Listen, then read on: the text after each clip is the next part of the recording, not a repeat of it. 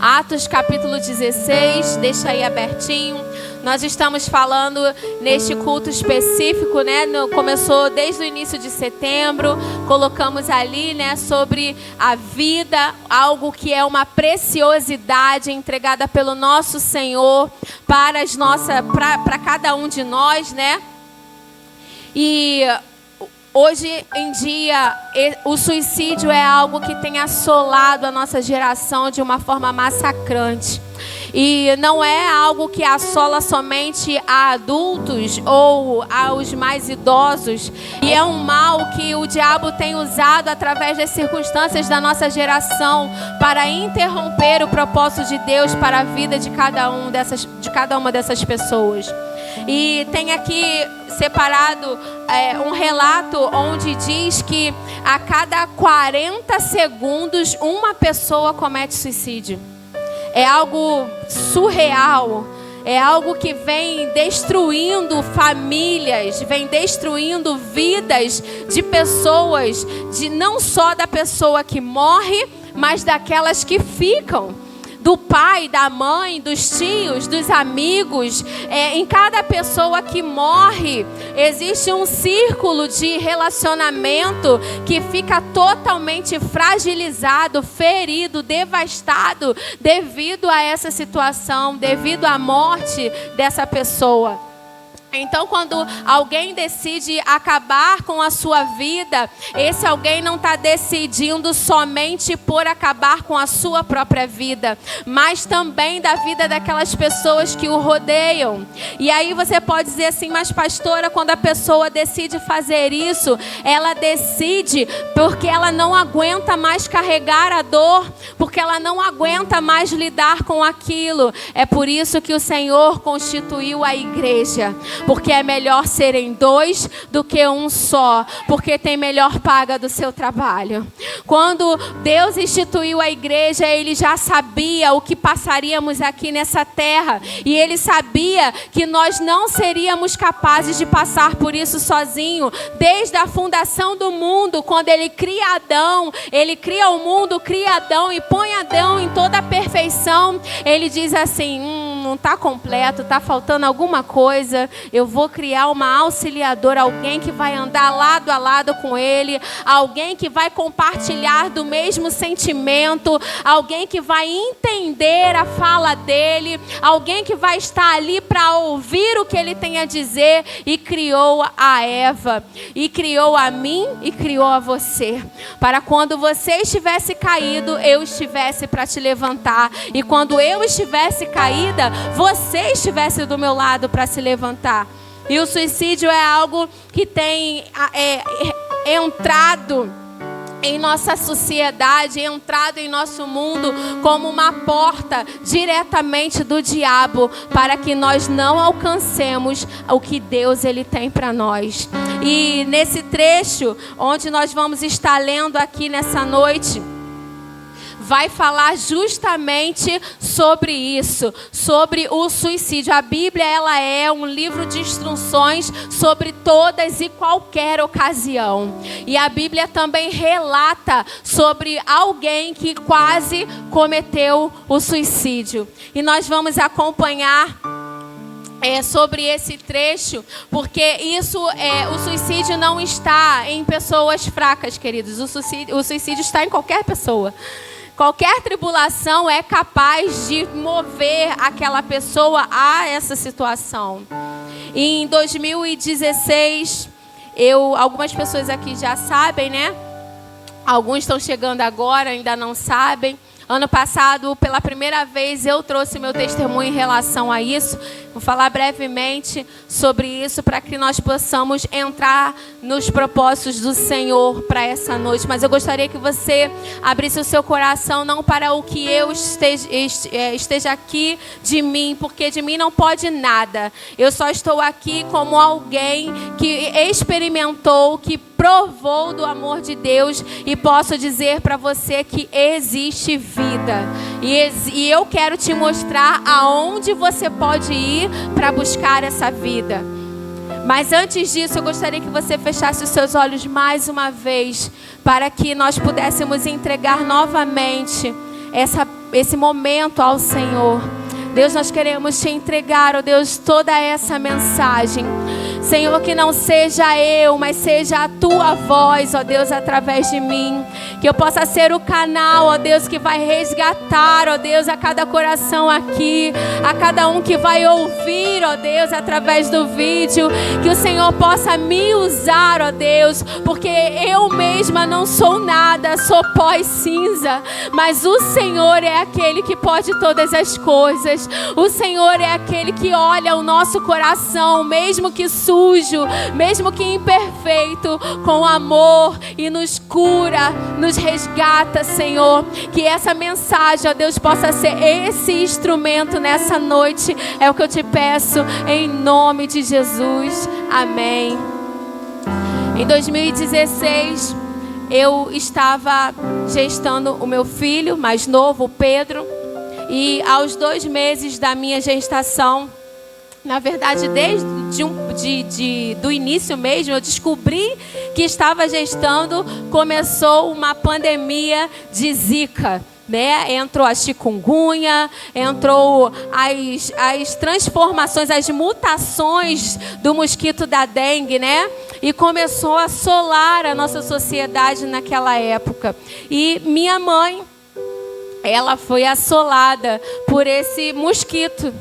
E eu estava com 2 meses de gestação quando ela começou a sentir os efeitos desse vírus. Ela pegou o Guillain-Barré, é uma mutação do mosquito da dengue, onde ele trabalha nos músculos da pessoa. Ele vai paralisando cada músculo daquela pessoa até que paralisa o coração e dá um fim, né? Não tem mais vida.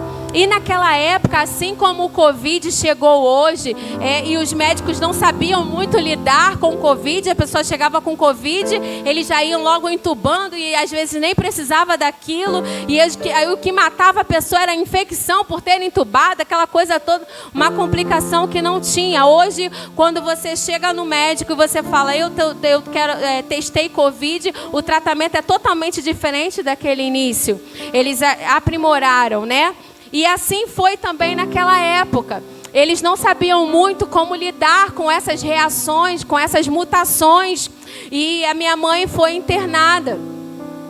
E com 2 semanas ela veio a falecer. E eu não esperava que aquilo acontecesse, porque a minha mãe era uma pessoa tão guerreira. Ela veio do Rio Grande do Norte para cá com 17 anos. Ela não tinha casa para ficar, ela não tinha estudo. Ela trabalhava em casas de família. Uma madrinha dela lá no Rio Grande do Norte ensinou ela a costurar. E foi assim que ela chegou aqui, pedindo carona de carro em carro, de caminhão em caminhão, até que ela chegou aqui.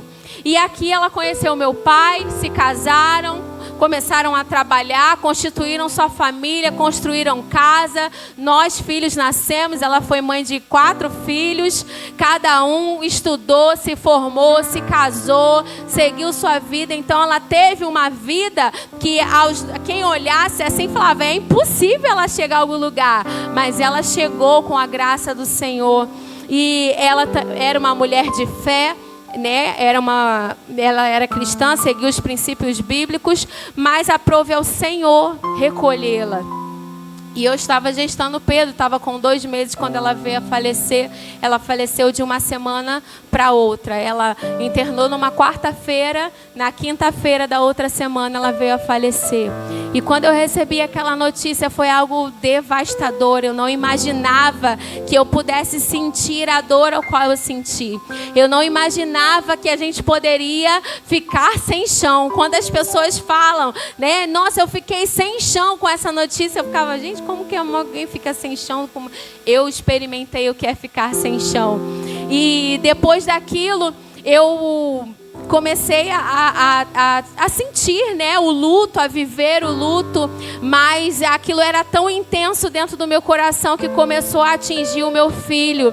E eu comecei a ter sinais de aborto. Eu comecei a sangrar e eu fui para o hospital. E lá o médico falou, olha, você tem que se acalmar, você tem que pensar no seu filho. Como você consegue fazer isso, né? É algo que você não domina, né? Você não quer, mas é algo que você está sentindo. E aí ele me passou uma medicação para que eu pudesse tomar e para que eu pudesse segurar, né, a gestação até o final. E eu pedi ao Senhor que tivesse misericórdia de mim, porque era uma escolha muito difícil. Eu não sofro pela minha mãe para poder fazer o meu filho nascer, ou eu faço o meu filho nascer e eu abandono o luto da minha mãe. E eu orava ao Senhor para que Ele tivesse misericórdia. E continuei, né, tomando remédio. Ele nasceu, graças a Deus. E aí eu falei, pronto, esse é o momento ao qual eu posso viver o meu luto. Ele já nasceu, ele já está fora de risco. E aí eu comecei a deixar sair aquele sentimento de dentro do meu coração. Mas a gente começou a observar que o Pedro, ele começou a refletir aquele meu sentimento. Ele começou a absorver a dor que estava em mim, ele começou a viver aquela dor. E aí ele já não queria comer, ele já não dormia mais, ele sempre foi bem tranquilo, né? As primeiras semanas que a gente está vivendo aquela recuperação da cirurgia, das coisas todas, você amamentava, ele botava ele lá no bercinho dele, ele ficava tranquilo, parecia que não tinha criança. E quando eu tomei essa decisão de deixar o luto sair, ele começou a absorver e ele se transformou. Ele começou a chorar constantemente, ele não queria mais comer, ele não queria, você pegava ele, ele ficava naquela inquietação, algo que já não era da normalidade dele. E aí o meu esposo, né, começou a estudar sobre as reações do bebê. Parecia que tinha sido mãe e pai pela primeira vez, né? Mas foi totalmente diferente de como foi com a Carol. E aí ele começou a estudar sobre as reações do bebê e ele viu que o bebê, ele funciona como uma esponja. Ele pega todo aquele sentimento que está na mãe, todo aquele sentimento que está no pai, e ele começa a viver aquilo intensamente.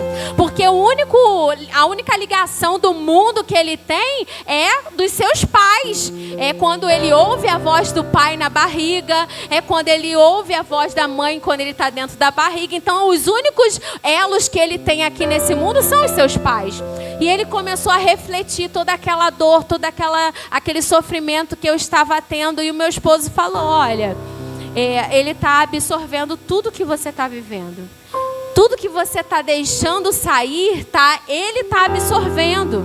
E aí eu comecei a prestar atenção naquilo e eu falei, opa, não posso mais viver o meu luto. E eu dobrei o meu luto, botei no bolso e aguardei o momento. E deixei para lá pela vida do meu filho. E aí comecei a, né, tratar ele como mãe e tal, não sei o que, reparando aquelas coisas todas. E acabou que ele desenvolveu, e aos 3 anos dele, quando ele já estava bem maiorzinho, quando ele já tinha mais uma consciência, eu comecei a deixar o luto sair. Só que durante esse tempo em que eu fiquei calada, durante esse tempo em que eu guardei esse luto, e durante esse tempo que eu fiquei com ele guardado dentro de mim, e aquilo foi apodrecendo dentro de mim e gerando em mim algo pior do que estava no início. E aí quando eu comecei a deixar o luto sair, ele já não saía bom, ele já saía de forma bem ruim. E até que chegou um dia onde eu, como muitas pessoas que você conhece ou já ouviu falar, eu tive a primeira tentativa de suicídio. Eu estava vindo trabalhar e eu morava mais na rua em cima, né? E passava por uma principal. E quando eu desci falando com Deus sobre tudo aquilo que eu estava vivendo, que eu não estava mais aguentando viver aquilo, isso passou anos, né? Vivendo esse luto, deixando esse luto sair, né? E quando chegou a um certo ponto, eu disse, eu não aguento mais carregar isso, eu não aguento mais viver isso. Eu não quero mais andar como uma capa, eu não quero rir para as pessoas sem vontade de rir. Eu não quero mais falar com as pessoas sem vontade de falar. Eu não quero mais montar uma mesa de ceia de Natal sem querer estar presente naquela mesa de Natal. Porque eu estou incompleta, eu estou sentindo dor, eu estou ferida e eu não aguento mais carregar isso. E aí quando eu cheguei nessa principal, eu parei. E sabe quando você para em uma situação e você vê tudo parar à sua volta? Alguém já viveu uma experiência assim? Eu parei naquela principal e parecia que o tempo parou naquele momento. E eu olhei para um lado, não vinha nenhum carro. E eu olhei para o outro e vinha o Caxias de Nilópolis. E quando eu olhei aquele Caxias de Nilópolis vindo, eu falei, é agora que eu vou findar com tudo isso. É agora que eu vou acabar com a minha dor. E eu me deparei na beirada da rua. E eu olhei para o céu e eu falei, eu não aguento mais. E eu olhava para o céu e eu falava, eu quero me livrar desta dor e eu não sei mais o que eu preciso fazer, mas nesse exato momento eu decido o que fazer. E naquele momento, como se tudo tivesse parado, eu ouvi a voz de Deus. E Ele falava para mim assim, olha filha, esse não é o caminho que você deve fazer. Essa não é a melhor decisão que você tem para tomar. Porque eu estou aqui por você. A sua mãe ensinou a você o caminho para chegar até a mim. Eu sou aquele que posso tirar de você esse sentimento.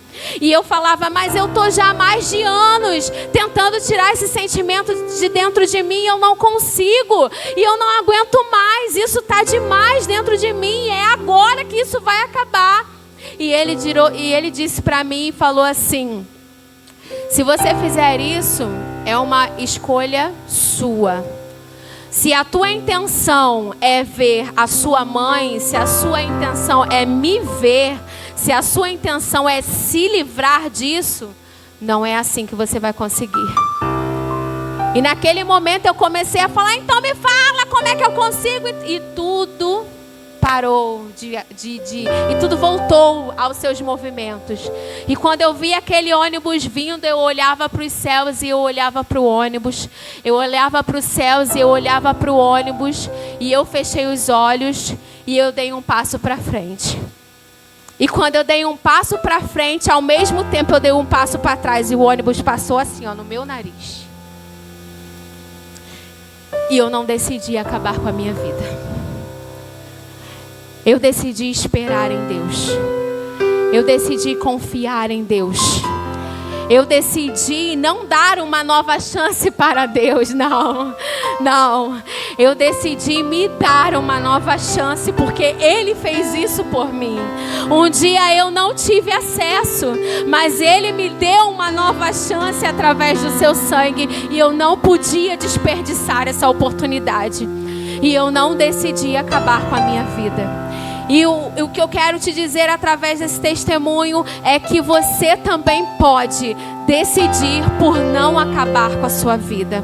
De repente pode estar pesado tanto quanto estava para mim naqueles dias, mas existe um Deus que quer fazer o melhor dele pela sua vida, assim como Ele fez pela minha vida. Assim como Ele cuidou de mim, Ele também quer cuidar de você. Ele também quer colocar remédio na sua ferida. E existe esse trecho onde nós vamos estar aqui lendo sobre pessoas que passam por dificuldades totalmente de formas diferentes. E eu quero colocar esse trecho, nós vamos estar lendo do 24 até o 31, mas eu queria que a gente colocasse esses versículos em forma de cenas. Eu queria que a gente lesse ele e entendesse a situação de cada momento, de cada pessoa que esse trecho relata. O primeiro versículo que nós vamos ler é o versículo 25. E ele diz assim, ó. E todos acharam aí? Atos 16, no versículo 25.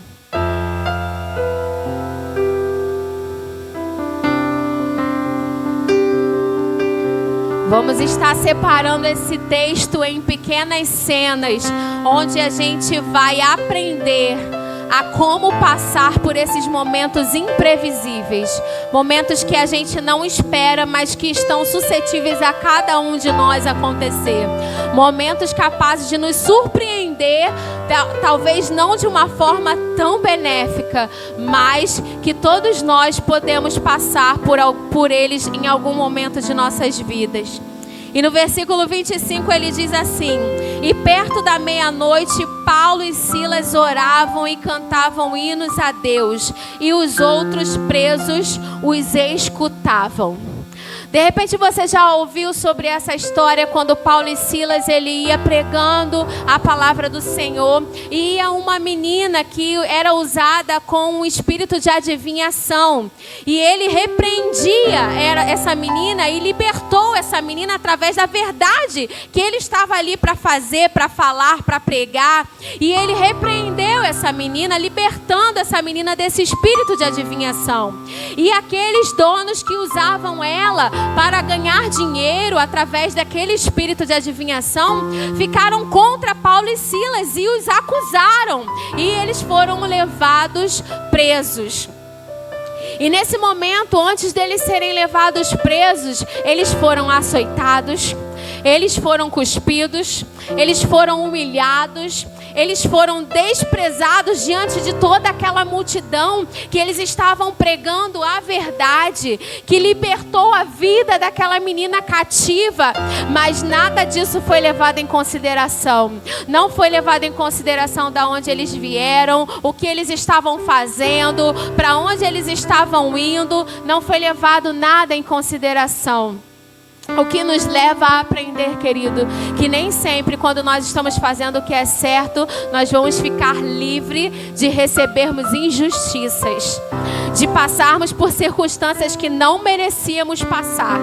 Paulo e Silas estavam fazendo o que era certo, pregando a verdade, libertando, como foi o ensinamento de Deus para a vida deles. Mas através daquilo, eles passaram por uma grande humilhação. E eles foram levados cativos, eles foram levados para a cadeia. E nesse versículo diz que à meia-noite eles cantavam hinos ao Senhor. De repente, a gente separando agora esse texto em uma cena, você imagina eles falando da verdade e aquela menina sendo usada por Satanás atrás deles. E eles repreendem aquele espírito maligno e libertam aquela vida. Oh, glória, que festa que era, né? Glória a Deus, você foi livre desse cativeiro, você está salva. E de repente dele ter feito aquela coisa certa, eles foram julgados de forma totalmente errada. Eles foram açoitados, apanharam, espancados e foram levados para a prisão. E cheios de dores, cheios de cortes, porque a Bíblia fala que ele foi açoitado com chicotes. De repente tinham até pregos na ponta desses chicotes, cortavam suas peles, ficaram todas as feridas expostas, porque eles usavam um pano de saco como roupa, né? Não estava de casaco de couro para proteger, não, estava com tecido fininho. E aquele tecido foi rasgado através daqueles açoites, alcançando sua pele, dilacerando sua pele e colocados dentro de uma prisão. E diz que à meia-noite eles cantavam hinos. Mas você já parou para pensar que aquele momento em que ele cantava aquele hino, em que Paulo e Silas cantavam aquele hino, podia ser um momento onde eles estavam com tanta dor, que a única coisa que eles conseguiam fazer era cantar ao Senhor, para que de alguma forma, de alguma maneira, o alívio daquelas dores pudessem vir sobre ele. Já parou para pensar que aquele momento não era só um momento espiritual, mas era um momento de alívio? Era um momento de dizer assim: Senhor, eu vou recorrer a Ti, porque se eu continuar aqui pensando sobre isso, eu vou morrer. Se eu continuar aqui pensando sobre a dor que eu estou sentindo, eu vou desistir de tudo. Já pensou que pode ter sido por causa disso que Paulo e Silas cantavam? E aí depois que eles começaram a cantar, no final do versículo diz que os outros presos os escutavam. E esses escutavam, ele quer dizer que eles estavam atentos. Eles estavam prestando atenção em Paulo e Silas. Porque não era comum entrar numa prisão e cantar. estar açoitado, sangrando, ferido e estar cantando. Não era algo comum, não era um sentimento natural de se ter. E eles estavam atentos a uma reação que eles não estavam acostumados a ver. Eles não estavam acostumados a encarar. E aquela atitude de Paulo e Silas chama a atenção dos outros presos. E eles poderiam começar a pensar: como pode Paulo e Silas cantarem? Como pode eles estarem ali sangrando nessa prisão suja, nessa prisão fria, nessa prisão cheia de pedras? E deve estar entrando em suas feridas, isso deve estar ardendo, isso deve estar queimando de forma surreal. E a atitude que eles têm é cantar, a atitude que eles têm é adorar. Certamente nós vamos ter pessoas assim ao nosso lado, que passam por situações tão extremas, mas que passam adorando ao Senhor, mas que passam ensinando como passar a situação, que mostram assim: olha, tá doendo pra caramba, eu tô sofrendo pra caramba, mas eu encontro lugar de cura em Deus. Mas eu encontro remédio em Deus. Mas eu descubro que em Deus os meus olhos podem desfocar da circunstância e pode enxergar algo que, por mais que todos não vejam, eu posso sentir em meu coração. E naquele momento eles adoraram ao Senhor. E no momento em que eles adoravam ao Senhor, os outros presos os escutavam. Agora vamos para a segunda cena. Vamos para o próximo versículo. O versículo 26. E de repente sobreveio um tão grande terremoto que os alicerces do cárcere se moveram. E logo se abriram todas as portas e foram soltos as prisões de todos. Muitas vezes Não, a gente leu certo não, né? Leu certo? Sim, 26, né? Veio um terremoto, sobreveio um terremoto tão grande que os alicerces do cárcere se moveram e logo se abriram todas as portas e foram soltas as prisões de todos. Quando nós passamos por situações, muitas vezes é bem como essa cena.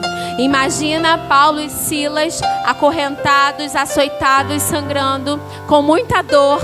E eles cantando ao Senhor para que de alguma forma houvesse alívio para aquela dor que eles estavam sentindo. E diante daquilo começa um terremoto e começa a estremecer as estruturas daquela prisão. Começa a sacudir aqueles ferros, começa a sacudir aquelas pedras e tudo aquilo vai ao chão.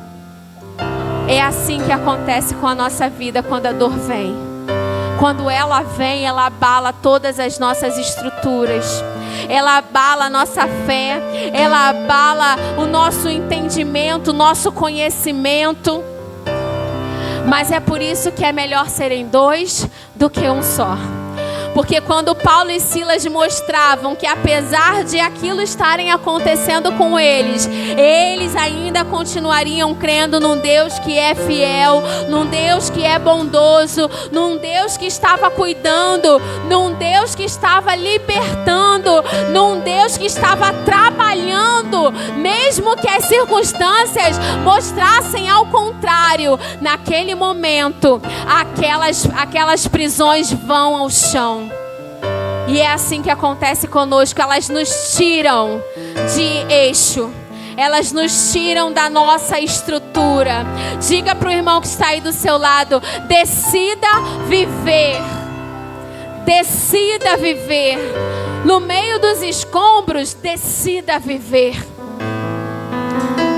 Naquele momento onde tudo isso acontecia, aonde toda essa dor afligia a eles, eles estavam adorando ao Senhor. E quando aquelas cadeias caem, quando aquela prisão vai ao chão, aquilo não era algo que afetaria somente a vida de Paulo e Silas, porque ele vai dizer que libertou a todos. Libertou a todos. Não foi só sobre a vida de Paulo e sobre a vida de Silas. Libertou a todos. Aquelas pessoas que estão à sua volta podem ser libertas do cativeiro através dessa circunstância que está acontecendo com você. O seu círculo de amizade, a sua parentela, a sua família pode ser liberta através dessa situação a qual você tem vivido. E aí naquele momento aquilo tudo vai ao chão. E todos são soltos, mas ninguém sai do lugar. Todos ficam parados naquele lugar, porque Deus ainda estava concluindo a sua obra. Querido, mesmo que tudo esteja no chão, mesmo que tudo esteja no chão, traz à memória aí essa situação qual você tem passado. Traz à memória o qual você tem vivido. Está tudo no chão, mas Deus ainda está completando o seu propósito dentro desta circunstância. Pode ser uma circunstância bem pesada, assim como foi na minha vida, assim como foi na vida de Paulo e Silas, mas o Senhor está cuidando de você e de quem está à sua volta. Essa situação não é só para você, mas é para aqueles que te rodeiam também. Vamos para o versículo 27 e diz assim: e acordando o carcereiro e vendo as portas abertas da prisão, tirou a espada e quis matar-se, cuidando que os presos já tinham fugido. É isso que nós fazemos. Aquele carcereiro, ele estava num dia comum de trabalho, ele estava com seus presos dentro da prisão, estava tudo certo, tudo indo como deveria ir na sua naturalidade. E de repente, ele senta na porta ali da prisão, bota aquele chapeuzinho no olho, né? Dobra os braços, cruza as pernas e é um dia comum, vou tirar um cochilinho. Tirou aquele cochilinho e de repente começou aquele barulho, BUM! Um terremoto sacudindo a cadeira dele para um lado e para o outro. E quando ele se dá conta, não tem mais prisão, não tem mais cadeia. E ele fala: e agora? O que eu vou fazer? Não tenho mais presos. E todo guardião de uma prisão naquela época, quando deixava um dos seus presos escaparem, ele era condenado à morte. Então a primeira coisa que ele pensou é: não tem mais jeito, eu vou morrer. Eu já estou condenado à morte. A prisão foi abaixo. Os presos saíram. Os romanos vão vir e eu vou morrer. Não tem saída mais. Se não tem saída mais, eu vou acabar com a minha vida. E aí você está vendo o relato do carcereiro que tentou o suicídio. E naquele momento, quando ele abre os seus olhos e ele vê, ele toma uma decisão. Assim como eu um dia tomei, assim como muitas pessoas à nossa volta têm tomado, assim como talvez você um dia já pensou, ou talvez veio a esse lugar pensando. E ele toma uma decisão. Vamos continuar vendo no versículo 28. Mas vai colocando isso como uma cena. Ele se levantou, viu aquelas prisões no chão, pegou a sua espada e tentou acabar com a sua vida, porque ele pensou que os presos já teriam fugido e ele já estava condenado à morte. Essa dor, quando ela vem sobre nós, querido, é isso que quer nos dizer que já estamos condenados à morte, mas nós não estamos, porque o Senhor derramou vida sobre nós, derramou vida e derramou em abundância. Você tem a vida de Deus em você, você tem sangue dele escorrendo no seu sangue, nas suas veias. Mas quando nós somos assolados por essas tribulações, o que ela nos diz é: não tem mais saída, não tem mais solução, você vai morrer. E já que ele entendeu aquilo, ele pega a sua espada e ele tenta tirar a sua vida, assim como eu também tentei. Mas no versículo 28, imagina a cena que aquelas prisões caíram, Paulo e Silas e todos os outros presos paradinhos em seus lugares, porque as prisões não caíram sobre eles, as prisões caíram deles, não caíram sobre eles. E eles lá paradinhos em seus lugares, Paulo avista o carcereiro. Vamos ler o versículo 28. E ele diz assim: mas Paulo clamou com grande voz, dizendo: não te faças nenhum mal, que todos aqui estamos. E o carcereiro vai dizer: e pedindo luz, saltou dentro e todo trêmulo se prostrou ante Paulo e Silas. Nós estamos falando de uma época que não havia eletricidade, não tinha luz elétrica. Eram lamparinas que iluminavam o ambiente. E na prisão estavam as suas lamparinas. E diante daquele terremoto e na derrubada das prisões, as lamparinas foram apagadas e tudo ficou escuro. Tudo ficou escuro. E quando aquele carcereiro, ele abre os seus olhos e ele já não enxerga a identificação de que aquelas prisões estavam de pé, ele entende: pronto, eles fugiram e apagaram as luzes para que eu não enxergasse, porque ele ainda não tinha noção que aquelas prisões tinham ido abaixo. Mas quando Paulo, no meio daquela escuridão, avista o carcereiro, entende o que ele estava prestes a fazer, ele grita: ei, não faça isso com você. Aqui estou eu para te dizer a mesma coisa no meio da escuridão que tem tentado cegar você. Não faça isso com a sua vida. Não faça isso com você. Não tire aquilo que Deus derramou para você com tanto amor e carinho. Não deixe a escuridão cegar você. Não deixe a escuridão mostrar que a sua vida não merece mais continuar. Não acredite que você vai morrer de qualquer forma, porque é isso que aquele carcereiro acreditava, que ele morreria de qualquer forma. Se eu morreria, vou morrer de qualquer forma, eu vou antecipar a minha morte. Foi esse o pensamento daquele carcereiro. E naquele mesmo momento, Paulo avista ele no meio daquela escuridão e diga: não faz isso com você. Estamos todos aqui. Você não está condenado à morte. Ninguém saiu desse lugar. Todos nós estamos aqui. Você não precisa fazer isso com você. A realidade quer mostrar diferente. Não precisa fazer isso com você. E naquele momento onde Paulo avista aquele carcereiro, liberta aquele carcereiro. É isso que nós como igreja estamos fazendo por cada um de vocês aqui nessa noite.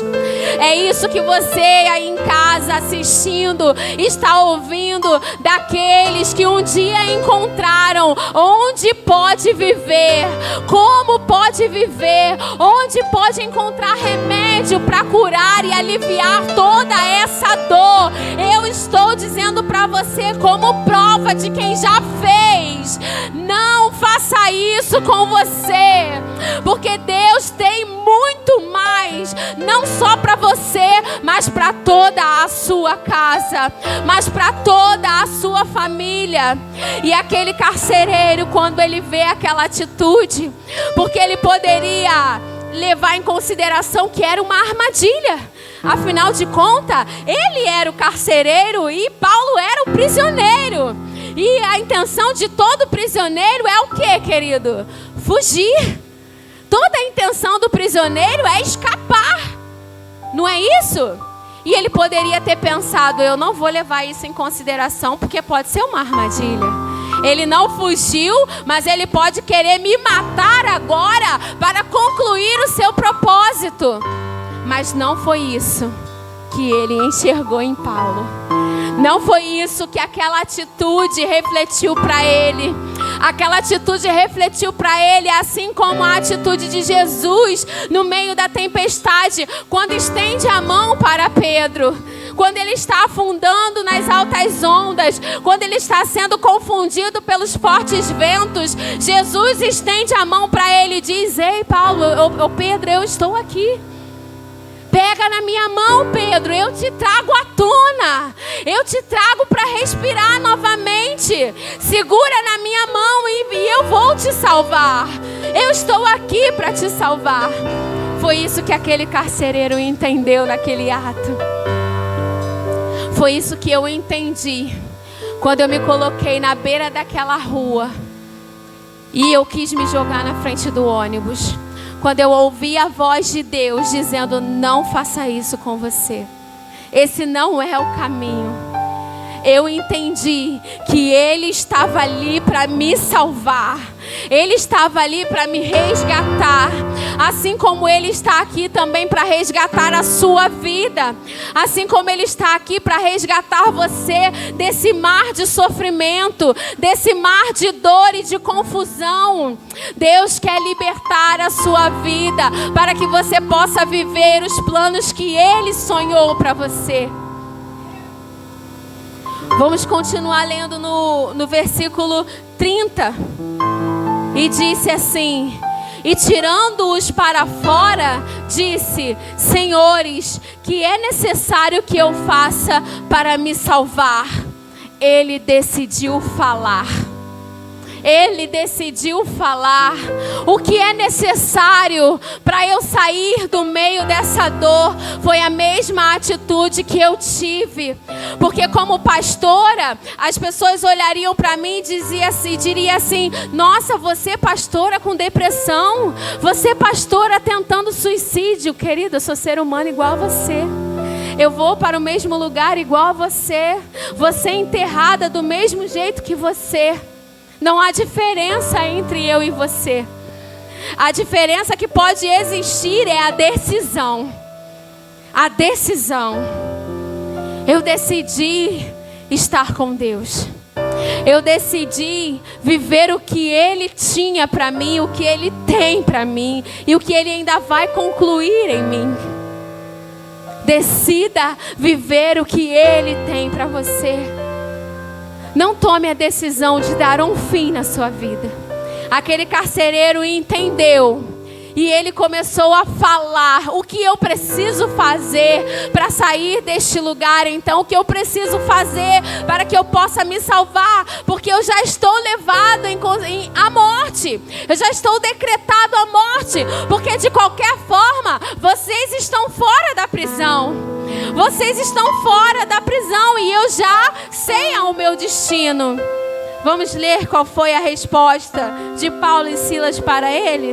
No versículo 31, ele diz assim: e eles disseram: crê no Senhor Jesus Cristo e serás salvo tu e a tua casa.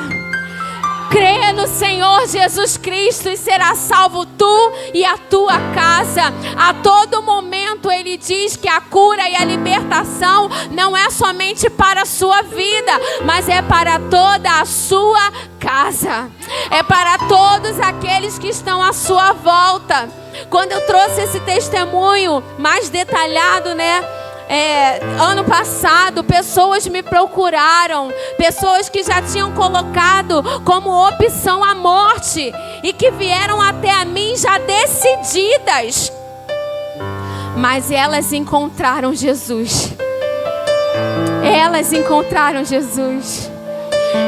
Eu pude dizer para elas: olha, eu entendo a dor que você está vivendo. Eu sei que isso não é fraqueza. Eu sei que isso não é desobediência. Eu sei que isso não é ignorância.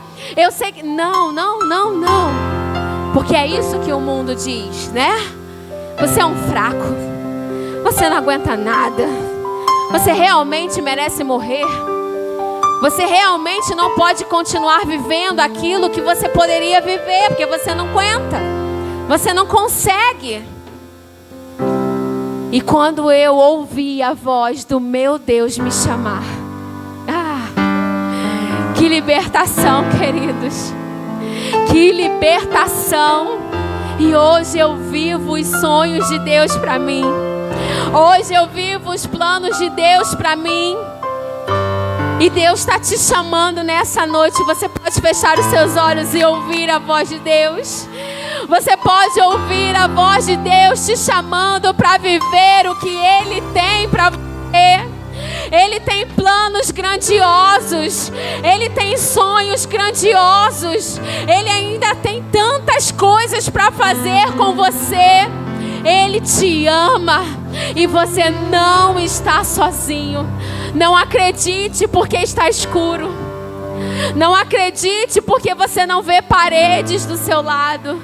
Não acredite porque você não vê a luz. Eleva os teus olhos além disso. Porque se você olhar para os céus, ainda que esteja escuro, você vai enxergar luz. Você vai enxergar o caminho. Você vai enxergar o lugar aonde tem vida. Ele vai te aquietar. Ele vai tranquilizar a sua alma. E você vai ser curado por Ele. Você vai ser liberto por Ele. Assim como eu fui. Assim como esse carcereiro foi. Depois você pode continuar lendo e você vai ver que eles ouviram, que aquele carcereiro ouviu a sua pregação, a palavra do Senhor. Aquele carcereiro levou eles para que a sua família ouvisse essa mesma palavra. E todos da sua casa foram salvos. Isso é uma confirmação, é uma afirmação. Não é que pode ser salvo. Não, ele está dizendo, ele e a casa dele foram salvos pelo Senhor. Foram resgatados pelo Senhor. A escuridão mostrava que ele e toda a sua casa iria morrer. Por que toda a casa dele iria morrer? Porque se chegasse a notícia que ele havia se suicidado, querido, sua esposa sofreria. Porque naquela época, a mulher não trabalhava, a mulher era dependente do marido. A mulher ia sofrer, seus filhos iriam sofrer, toda aquela geração iria sofrer. É isso que o diabo quer fazer com aqueles que estão à sua volta, levar eles também ao sofrimento, assim como ele tem levado a sua vida ao sofrimento. Mas não permita isso dar continuidade. Leve a sua família para onde tem vida. Leve as pessoas que estão te rodeando para um lugar de cura, para um lugar de restauração. Aos pés do Senhor existe cura. Mas eu não consigo entender como é que essas coisas acontecem.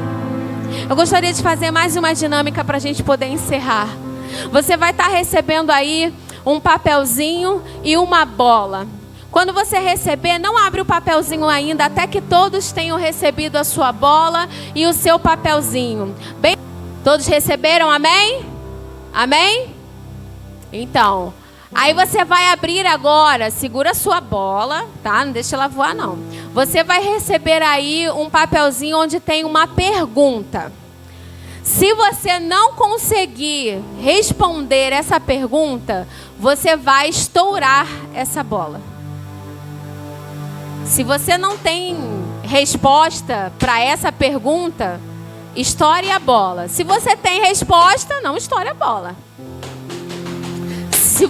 Nossa, gente, não tem resposta. Não tem resposta? Isso, não tem resposta?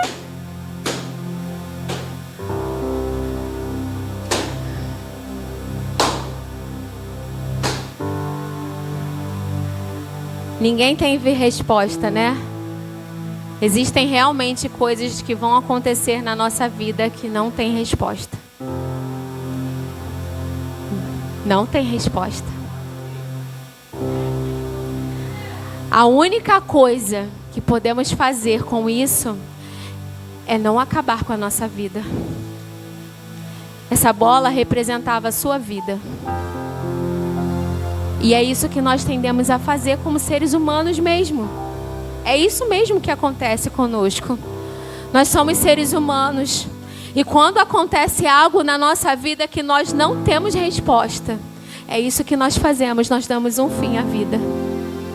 Mas nós não precisamos dar um fim à nossa vida por não termos a resposta. Nós podemos continuar com Cristo, porque Ele tem a resposta. Ele sabe porque levou o seu ente querido. Ele sabe porque você teve essa perda. Ele sabe porque você está acometido de uma doença. Ele sabe porque você foi traído. Ele sabe toda e qualquer dor. E Ele tem o remédio para colocar em todas elas. Ele tem o remédio para colocar em todas elas. Por mais absurdo que seja, sua pergunta foi algo absurdo? Foi.